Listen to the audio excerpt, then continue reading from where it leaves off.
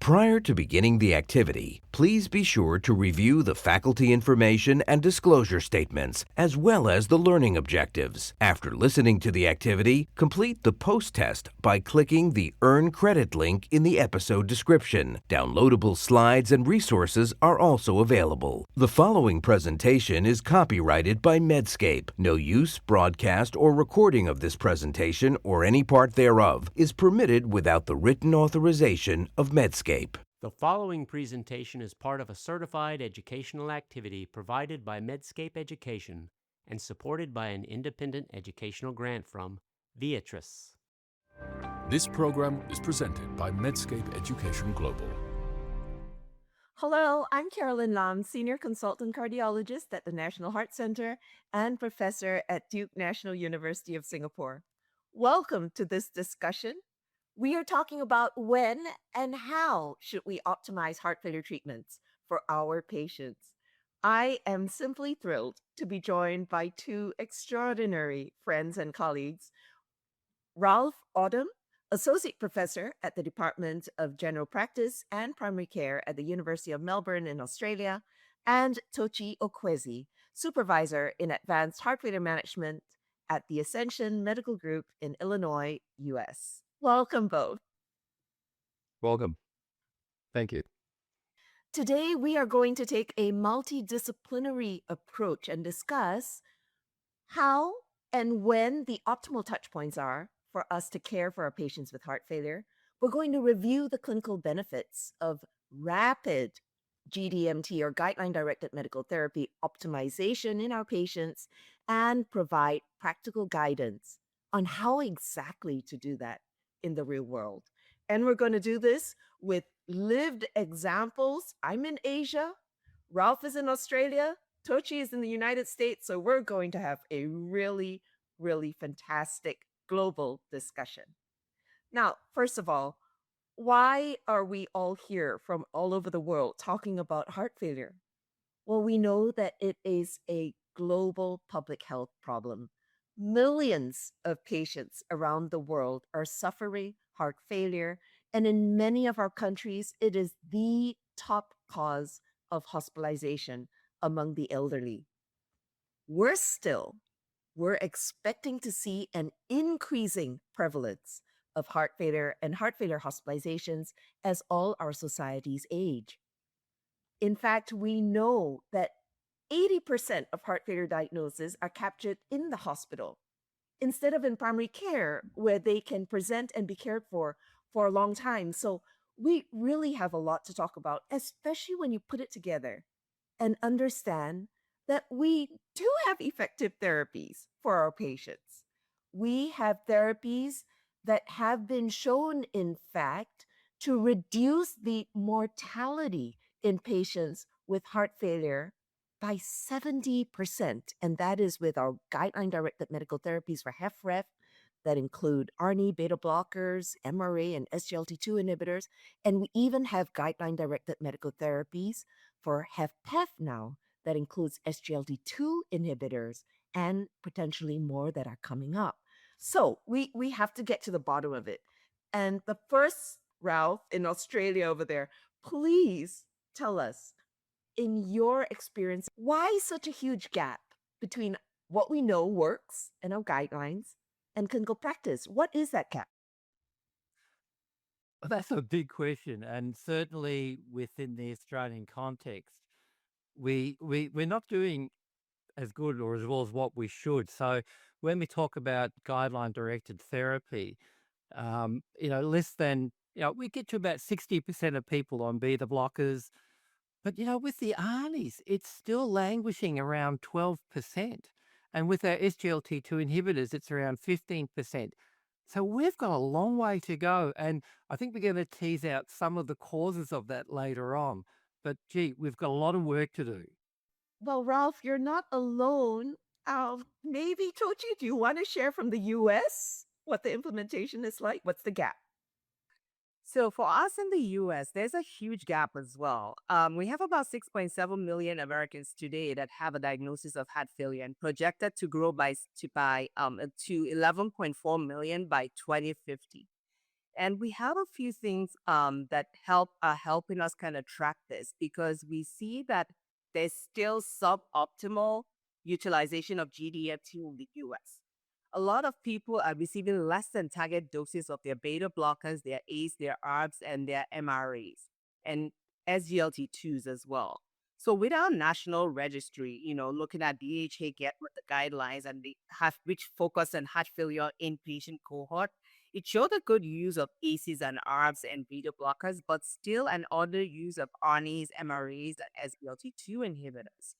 Um, Even our ACC and CDR-HF outpatient registry, that also showed that same patients with heart failure with the reduced ejection fraction just remain on 0 to 2 medication classes, with quadruple therapy very uncommon and titration to target doses even rare. You know, we're all not alone in this. So we've taken a look at this in a global registry called Report Heart Failure. And this was looking at patients hospitalized for heart failure. So it's almost like no excuse, right? They're presenting already in hospital with heart failure. And when we see at discharge, the numbers are really stunningly low.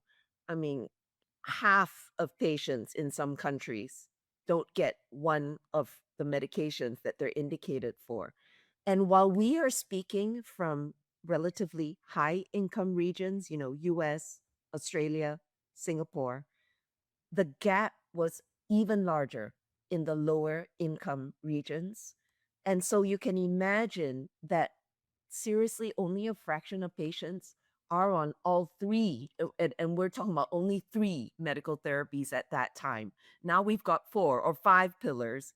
And the gap is really big, especially in report heart failure, when you realize that it's women who were at higher risk for undertreatment, it's patients without insurance, and it's patients without a follow up, which I think is really, really brings in the importance of transition of care from the hospitalized setting, transitioning to the outpatient setting.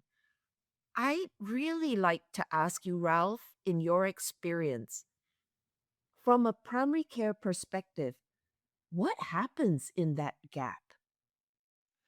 Again, you're asking the tough questions, but you're right. The communication between hospitals on discharge into the primary care things needs to be improved. We don't have a really great clinical handover. I mean, there are some key initiatives that are happening in some of our regions, like Queensland, that are really making a difference.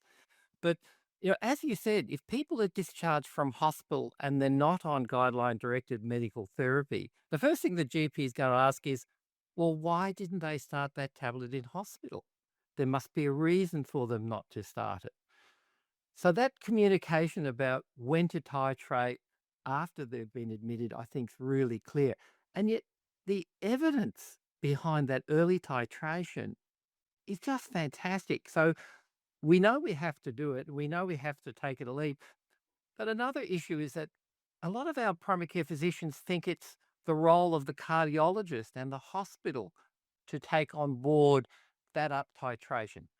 And of course, we know that's a team thing, and we can talk about that later on. But I think clarifying roles and who's doing what is one of the key messages we need to get out there.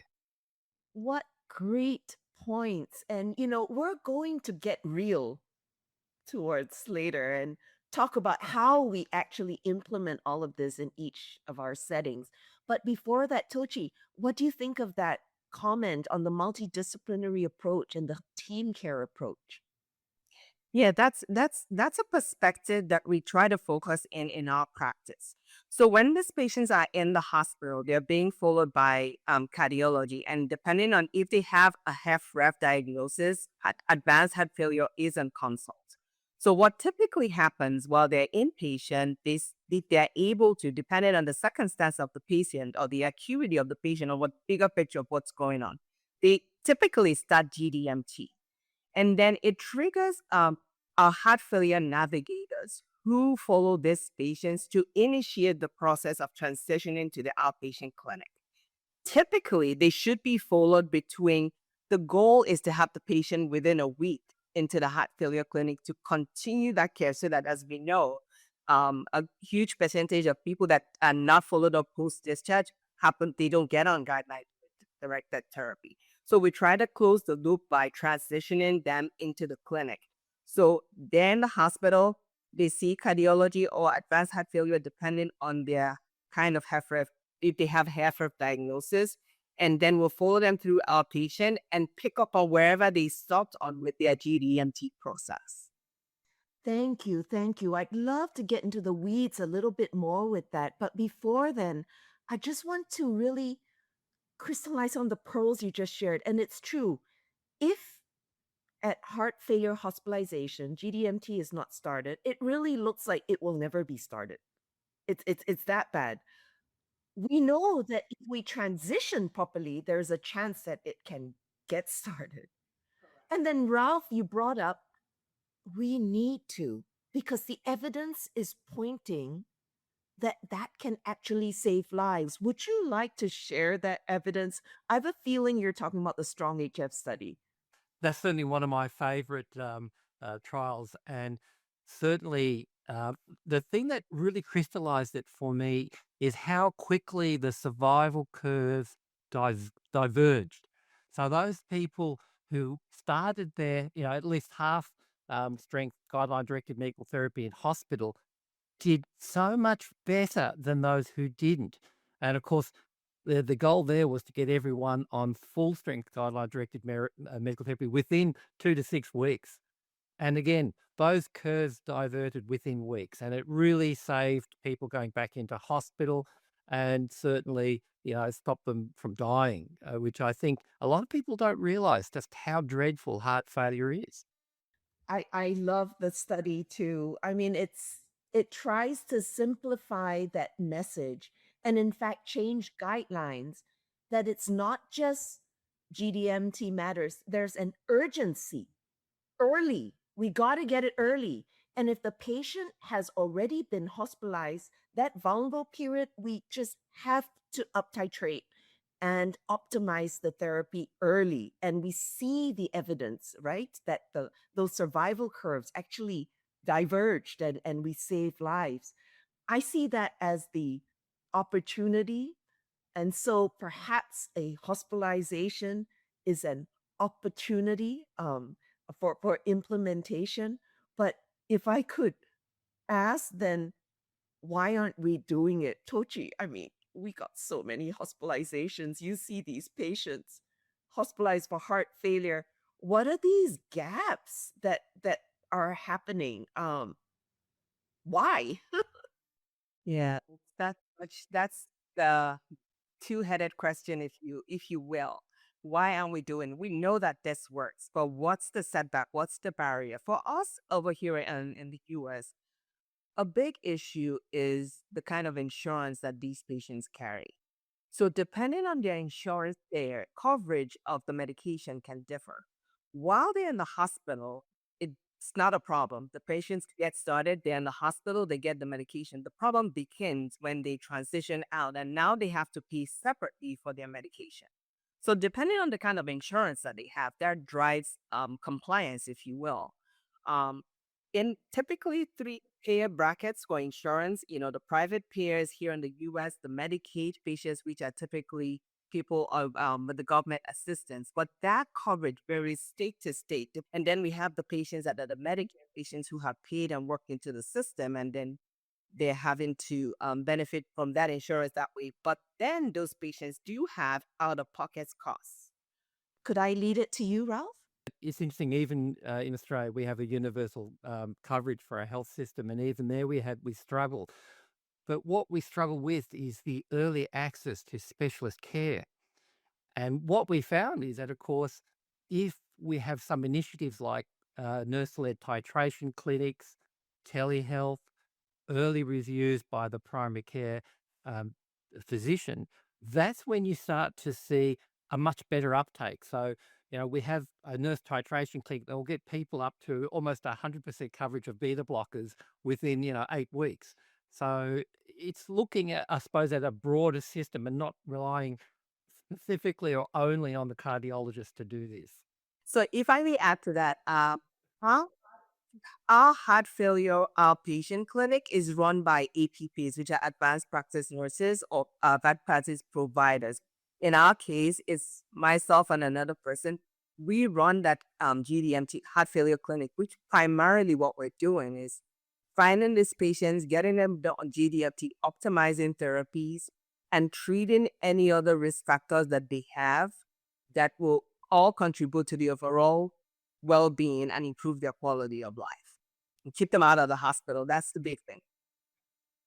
You know, we've talked about system level changes that do need to be looked at, but I would like to humbly, as the cardiologist and the heart failure cardiologist here, also say that clinician inertia, cardiologist inertia, sometimes plays a role. And I think we need to hold up a mirror to ourselves. It's hard sometimes when we see patients who tell you they're feeling okay. Oh, They don't yes. want to take more pills. And then you're the one who has to increase the pill burden. I've never had a patient thank me for doing that, nor thank me for preventing a death or thank me for preventing a hospitalization. But I've plenty of patients telling me how bad they feel when they have the side effects. So I have to admit there is that inertia, but I would really love for each of you to tell us once again why it's so important that we cannot just use that inertia as an excuse, that there is a sin of commission, but there's also a sin of omission, that when we don't treat our patients, we're exposing them to risk. So, Ralph, go for it. Just for anyone out there who's thinking, the patient's stable, tell us. Oh, don't use that word. I mean, this whole idea or concept that a person with heart failure is stable is just not true. If you look at their mortality and morbidity, it's horrendous. And I think one of the issues we have is that when a doctor sees a patient who looks well, who's not complaining of any particular symptoms, but they're not on maximal dose of their guideline directed medical therapy, they're happy to sit. But we know from the evidence, even though they look stable, they really need to be, you know, increased on their dose onto full guideline directed medical therapy to get the benefit from both that mortality and morbidity. But yeah, I think the stable patient, we've got to get rid of that term. Tochi? I agree so much with you. I think one of the things that I contend with the most is the stage 2 versus the stage 3 heart failure patients. Stage 2 patients feel that they're not sick enough, or cardiologists feel, or Yeah. providers feel that they're not sick enough because they're stage 2. I saw some really interesting data recently about just how sick this stage 2 people are, even though they say they feel fine. And this is why sometimes you see a stage 2 patient in the clinic and they're telling you, no, no, no, no, no. Every screening question is a no, no, no. And then 2 weeks later, they're back in the hospital. What happened? I just saw you and you were just fine. And that is where we have to reiterate the fact that, GDMT is what we need to keep you out. I know you say you feel fine, but heart failure is a progressive disease. We have to get you on the therapies that you need to optimize you, keep you out of the hospital, and make you feel really fine. I know you think you feel fine right now, but you could feel better. I love that. And it's so true. The New York Heart Association stage 2 patients, those were the ones in the trials that formed the GDMT recommendations. I mean, we need to remember these patients have a high residual risk, and it is our responsibility to treat that and reduce that risk. Thank you for that very clear messages. But now, in our last few minutes, let's get real. I would love if you could share from your personal experience what are some of the strategies that have worked to optimize GDMT implementation. Maybe we start in the primary care setting, Ralph. Certainly, look, we've done a bit of work around this. And unsurprisingly, audits. So if you do audits of your Ah, practice and just, look at how the quality of your care for people with heart failure is, it's always a bit of a surprise. And that can certainly be a big driver. And where we found out was that if we managed to get GPs and cardiologists doing more of a shared care approach, and the cardiologist, get this, gave permission to the primary care physicians to fiddle with the medication in terms of increasing it, then these primary care physicians were far more happy to up titrate. So, and the other thing is the really interesting about the side effects. So, it's interesting how cardiologists will accept blood pressures right down to 90, 95. But of course, a lot of primary care physicians get worried at those levels. But when the cardiologist says, no, that's great, suddenly the primary care physicians weren't so worried. So that shared care, that shared interaction between the primary care physician and the cardiologist and the cardiac nurse is really critical, because that's where you can get some great outcomes, especially if you add in, things like audits and quality improvement. I love that. Tochi, you mentioned the navigators. And for those of us who don't have that, could you describe it more and how we may be able to practice these strategies in the real world? So we have nurses that we also act as navigators. So we call them heart failure navigators because their role is to follow anybody that is admitted into the hospital and coded as a heart failure patient. They start the process while they're in the hospital to make sure they transition them directly into the outpatient clinic to continue their care. So these navigators, we use them for a couple of things. One is to find those patients, make sure they transition appropriately. And two, they start education for devices that can help us also treat them better. So we have some options here that we use at our clinic. We have the invasive hemodynamic monitoring CardioMEMS, and we have a non-invasive system as well that we use called the ZOE HFMS.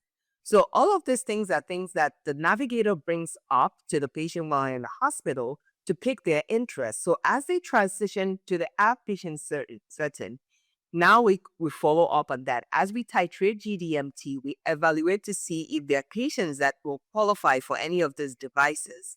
And that will help us give them a more targeted approach that is personalized to where they are in their disease process. Wow. Ralph, do you have a heart failure clinic or nurses or strategy that links that way in primary care in Australia? A lot in private care, a lot of the hospitals will have heart failure rehab programs and heart failure clinics, but to get access to them, so only about 30% of people will go to those rehab programs. We do have some of those nurse titration clinics, but it's not universal. And so one of the big messages that I want to get out to primary care physicians is that, people have been discharged after a heart failure episode. It's urgent that we call them in to our clinic. We see them within 2 weeks of discharge, and we just look at them, up titrate if we can, and just really look at that transition process to make it as clean and as effective as possible. They're going to be on new medications.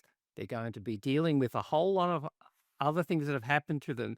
And I think we are key into keeping these people safe and well. That is fantastic. And both of you had mentioned the importance of the multidisciplinary approach. In fact, I think the heart failure cardiologist is the one you could just chuck away at this point. Don't underplay the cardiologist. 'Cause remember, there was that great study that showed shared care between primary care physicians and cardiologists. They had the best outcomes compared to either alone. So shared care is the way to go. It's so it's just so important that we work closely with the nurses, the pharmacists, the primary care, those who manage the transitions of care, the systems of care that ensure that insurance coverage is there in areas where that matters, and so on. Thank you very much. This has been so enlightening. I feel today we touched on the very important topic of recognizing not just the importance, but the urgency of guideline directed medical therapy optimization in patients with heart failure. We talked about the gaps that exist currently in clinical practice, but also the opportunities, and a heart failure hospitalization being a very key one to initiate therapy early, to ensure the best transitions of care, and to ensure we work as a group with the patient at the center to help the optimization post discharge. You've both given just some pearls, real good, real world strategies of how this can happen. I think it only leaves me to thank both of you for this very good discussion and to thank the audience. Thank you for participating in this activity. Please continue now to answer the questions that follow and complete the evaluation. This program was presented by Medscape Education Global.